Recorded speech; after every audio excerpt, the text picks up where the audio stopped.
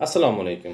Bugun siz bilan Telegram messenjeri orqali ommaviy ravishda tarqalayotgan zararli virusga ega videolar haqida gaplashamiz.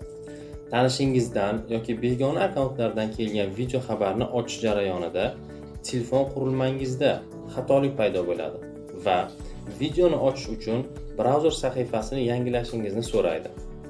Yangilashni amalga oshirishingiz bilan noma'lum manbadan zararli dastur ishga tushadi.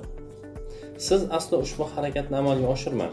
Ko'plab fuqarolarimiz ushbu firibgarlik turidan bexabar holda videoni yuklab olish uchun brauzerdan yangilashni amalga oshirmoqda.